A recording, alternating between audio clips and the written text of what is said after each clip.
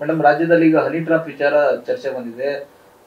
ಸಚಿವರೇ ಸದನದಲ್ಲಿ ಈ ವಿಚಾರವನ್ನ ಪ್ರಸ್ತಾಪಿಸಿದ್ದಾರೆ. 48 ಮಂದಿದ್ದು ಈ ತರದ್ದು ಹನಿ ಟ್ರ್ಯಾಪ್ ಮಾಡಲಾಗಿದೆ, ವಿಡಿಯೋಗಳನ್ನ ಇಟ್ಕೊಂಡಿದ್ದಾರೆ, ನ್ಯಾಯಾಧೀಶರಿದ್ದಾರೆ, ರಾಜಕಾರಣಿಗಳಿದ್ದಾರೆ, ಅಧಿಕಾರಿಗಳಿದ್ದಾರೆ, ಮತ್ತೆ ಅದಕ್ಕೆ ನಿಮ್ಮ ಪಕ್ಷದವರು ಧ್ವನಿಗೂಡಿಸ್ತಾರೆ, ನಿಮ್ಮಲ್ಲೂ ಇದ್ದಾರೆ ನಮ್ಮಲ್ಲೂ ಇದ್ದಾರೆ ಅನ್ನುವಂಥ ಒಂದು ಕರ್ನಾಟಕದ ರಾಜಕಾರಣವನ್ನ ಅತ್ಯಂತ ಕೀಳು ಮಟ್ಟಕ್ಕೆ ತಗೊಂಡು ಹೋಗುವಂತ ಒಂದು ಫ್ಯಾಕ್ಟರಿ ಆರಂಭ ಆಗಿದೆ.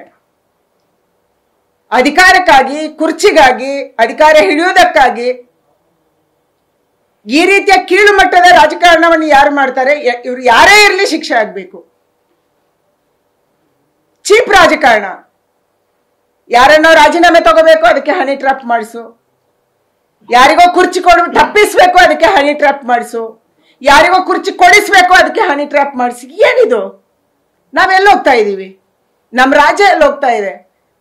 ಒಂದು ಸುಸಂಸ್ಕೃತ ರಾಜ್ಯ ನಮ್ದು, ವಿದ್ಯಾವಂತರ ರಾಜ್ಯ, ಬುದ್ಧಿವಂತರ ರಾಜ್ಯ ಅಂತ ಹೇಳ್ಕೊಂಡಿದ್ದಂಥದ್ದು ದೇಶ. ವರ್ಲ್ಡ್ಗೆ ನಾವು IT ಸಿಟಿ.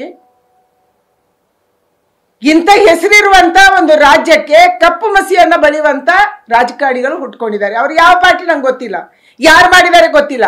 ಇದಕ್ಕೆ ತನಿಖೆ ಆಗಬೇಕು ಮತ್ತು ತಪ್ಪಿತಸ್ಥರಿಗೆ ಶಿಕ್ಷೆ ಆಗಬೇಕು. ನಮ್ಮ ರಾಜಕಾರಣವನ್ನ ಈ ಕೆಳಮಟ್ಟಕ್ಕೆ ತಗೊಂಡೋಗೋದನ್ನ ನಾವು ಯಾವುದೇ ಕಾರಣಕ್ಕೆ ಒಪ್ಪೋದಿಲ್ಲ. ಅದಕ್ಕಾಗಿ ಹನಿ ಟ್ರ್ಯಾಪ್ದು ಚರ್ಚೆ ಆಗಿದೆ.